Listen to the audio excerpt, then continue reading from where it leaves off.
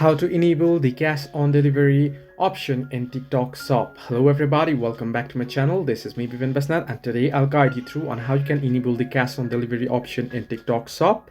Now I'll just be guiding you through this website. Thanks to this website, Big Seller. Now I'll leave its link in the description as well. So how you can enable cash on delivery, right? Now, as you can read here, what it says is TikTok Shop has such some product categories that are eligible for COD payment.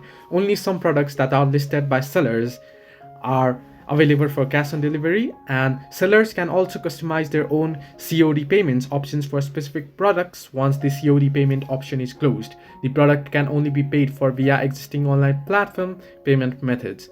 The processing flow of COD orders on TikTok Shop is the same as normal orders, and if the packages are rejected by customers, TikTok Shop will bear the delivery cost for the failed delivery. If the option is available, then you will be able to see there on the checkout option, that cash on delivery option. You can select it and use it. Hope this helps you. Do like and subscribe, and do not forget to leave a comment down below if you have any further issues.